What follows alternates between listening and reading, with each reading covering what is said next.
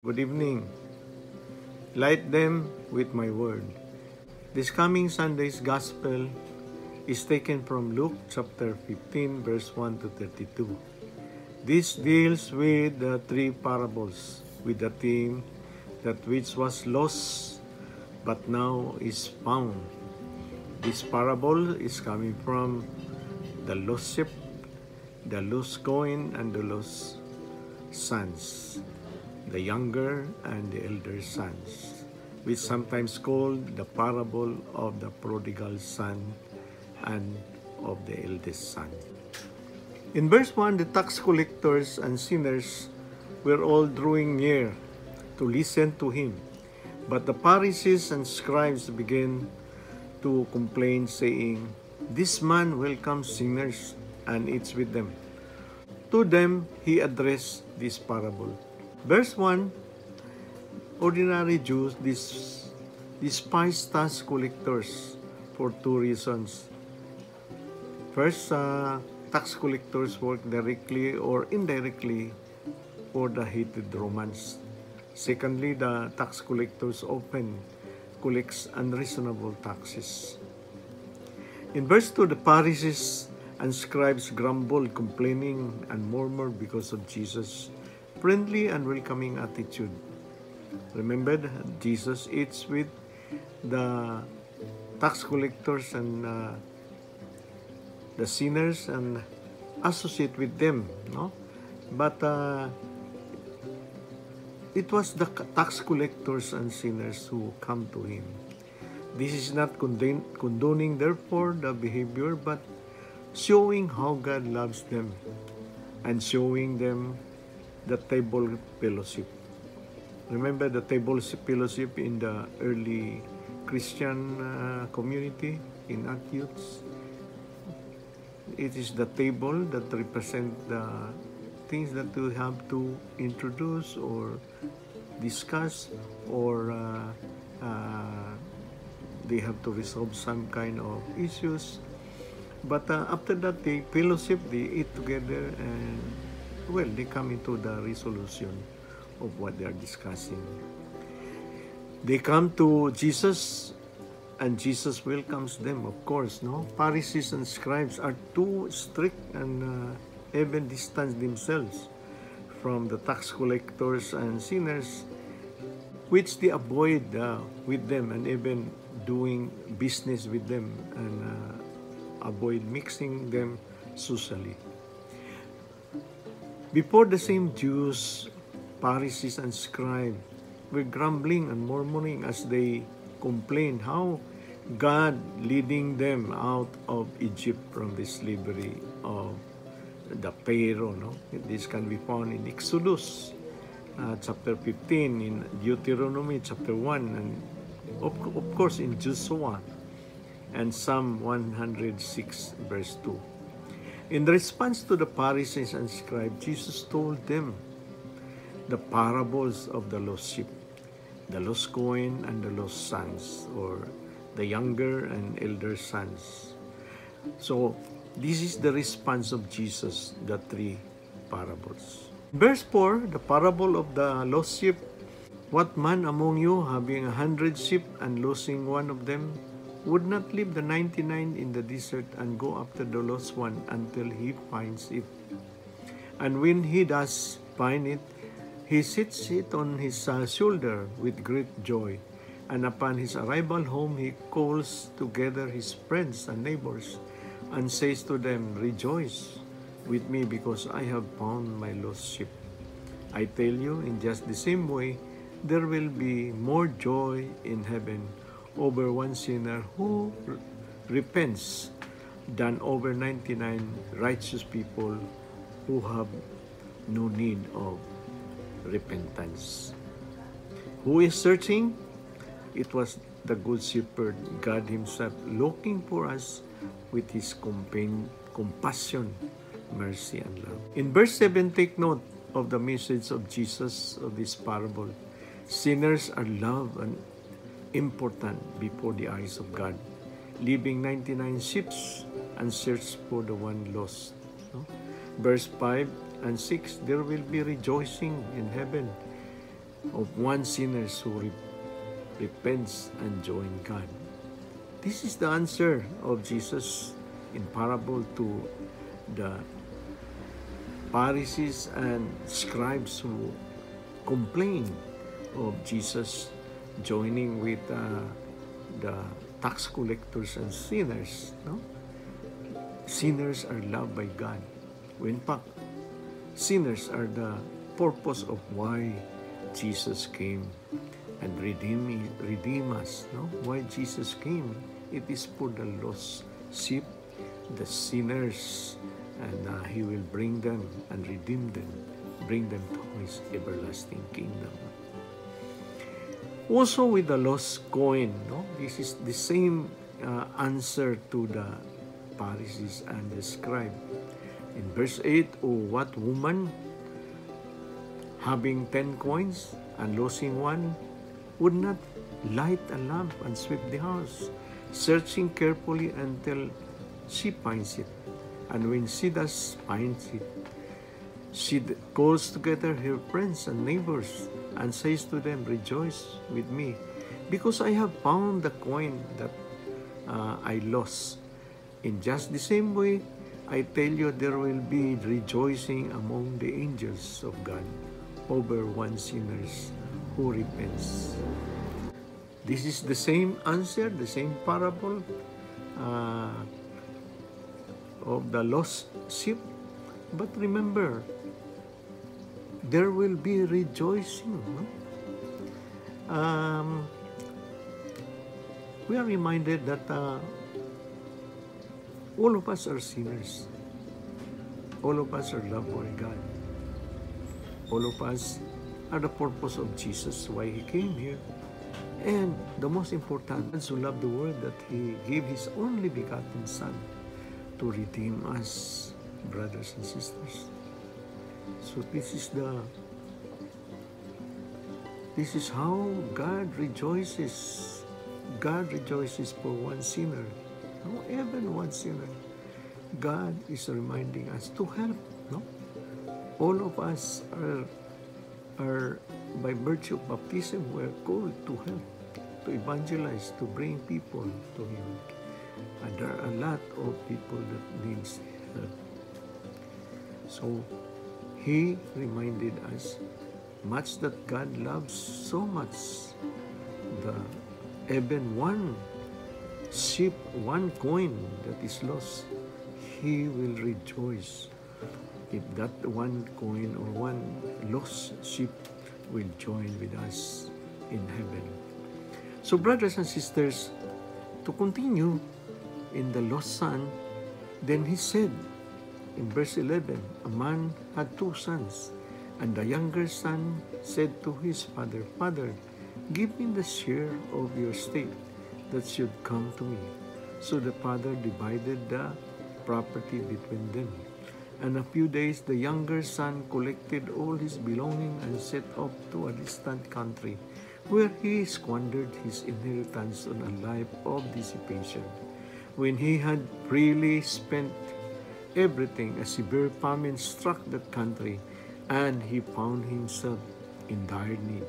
So he hired himself out to one of the local citizens, who sent him to his farm to tend the swine, and he longed to eat his fill of the pods of which the swine fed, but nobody gave him any.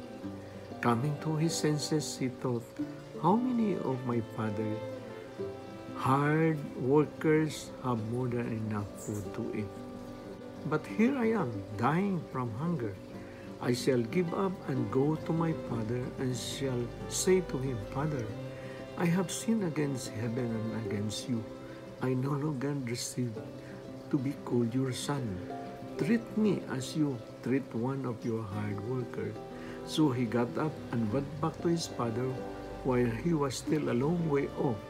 His father caught sight of him and was filled with compassion. He ran to his son, embraced him, and kissed him. His son said to him, Father, I have sinned against heaven and against you. I no longer deserve to be called your son. But his father ordered his servants Quickly bring the finest robe and put a ring on his finger and sandal on his feet. Take the fattened calf and slaughter it. Then let us celebrate with a feast, because this son of mine was dead and has come to life again. He was lost and has been found. Then the celebration began. Now the older son had been out in the field, and on his way back, as he neared the house, he heard the sound of music and dancing. He called one of the servants and asked what this might mean. The servant said to him, "Your brother has returned, and your father has slaughtered the fattened calf because he has him back, safe and sound." He became angry, and when he refused to enter the house, his father came to him and pleaded with him. He said to his father in reply, "Look, all these years I served you, and not one did I disobey your orders. Yet you never give me even a young goat to feast on with my friends. But in your son returns, who swallowed up your property with prostitutes. For him you slaughtered the fattened calf." He said to him, "My son, you are here with me always. Everything is yours. But now we must celebrate and rejoice, because your brother was dead and has come to life again. He was lost and has been found."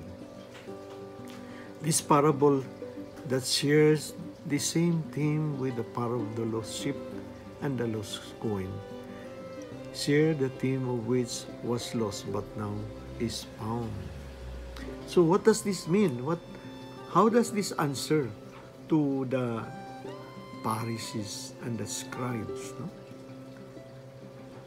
That Jesus dined with the tax collectors and also sinners. Well, of course, the prodigal son, of course, it was being portrayed how the Father, how God Himself loved so much sinners. We can see that how the prodigal son squandered the property of the father. In fact, he has no respect. No, he considered the father as dead already, because you cannot just ask for partition or share of the land if you're based on the Jewish culture. If the father is still alive, he should be dead. So that is an insult. Meaning, he considered the father without respect. He considered the father as dead. At the same time, the children has the obligation to take care of the father in their old age. And he himself skipped this obligation because he asked already the share. No? And then he break the relationship with the family. So that is the meaning of how God so loved him so much. His father loved him so much. In fact, this parable also teaches us how to be patient. No? The father is so patient. He waited day and night because he knows that a sinner, his son, a sinner, will return someday and realize what he did, and realize and repented what he did to the father. So true enough, one day God or the Father sees him God the Father sees him in the distance. And what the Father did, he ran, and after that he embraced and kissed the Son. And then, without any hearing the reason of the Son, no, because the Son prepared his reason how to ask forgiveness to the Father. He asked the servant to clothe him with the finest robe, give him sandals, and also give him a ring, and above all, celebrate with the fattened calf. No? So what does this mean? The elder son now complain. That is the demonstration of this parable. The elder son complained, just like the Pharisees and the scribe. They complain because Jesus dying, Jesus welcomed the sinners, Jesus can talk to the sinners, fellowship with the sinners, because that is his mission. That is what God wanted from us, from Jesus. In fact, all of us also are reminded that we have to help in bringing all those sinners to God. And we are asked that we can, as much as we can, also help them to know Jesus, to see Jesus in their life, and ask forgiveness, reconcile with God, just like with the prodigal son. But what happened? Just like an elder son who was very angry, and he complained and murmured to the father that in my lifetime, as I obeyed you, as I served you, I never asked you anything. I never can remember that you have given me even a goat to feast with my friends. But now, this son of yours, my brother, younger brother, who squandered your property with prostitute, and then you welcome him and even provided him everything as if nothing happens. And that is the Father. That is how forgiving our Father is. That is how the Father will forgive us if we will repent. We will repent and ask forgiveness from our Father. No? Even without our knowledge, the Father knows already our heart. Just like with the prodigal son, he knows already that the prodigal son, that his son will be coming back. No? We are all sinners. That is why the elder son, he should be ashamed of himself. Because in the first place, he is an elder brother. He should have advised the younger brother not to do that, no? Not to ask for the inheritance while the father is still alive. But instead, he just don't care. Maybe he has a wicked heart, no? He is interested of the property. Because as I know from the partition or the division of the land, no? The elder son received 2 times, meaning 2/3 of the land.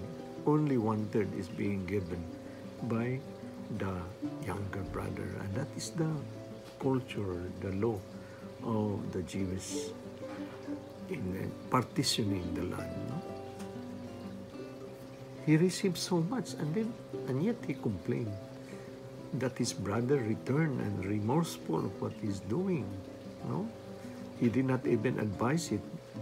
He knows, as an elder brother, he knows the implications or the consequences of that, but he never advised. Now, the younger brother is returning. He's angry. No, he should be joyful. He's angry. So he is like the Pharisees and the scribe. While Jesus welcoming the the sinners and the tax collectors, they are complaining, they are murmuring. In fact, they don't know that they are also sinners. They are also the reason why Jesus came. Brothers and sisters, this is also given to us, this message. We have to see ourselves before we complain. We see our brothers and sisters who also need Jesus in their life. We might be self-righteous that we are not like them, but in our hearts, have we done something? Have we advised the elder son, elder brother? He remiss to advise. In our life also, maybe there is a lot of reason that we have, brothers and sisters, or maybe parents and other people around us that we miss to reach them. It's high time to help God reach them out. For after all, He knows already in our hearts. He knows already the heart of those people. But we need to help, because that is the commission that God gave us during the ascension. Go and make disciples of all nations. Brothers and sisters, thank you very much, and God bless us. In the name of the Father, Son, Holy Spirit. Amen. Don't forget to like and subscribe this video. Thank you, and God bless.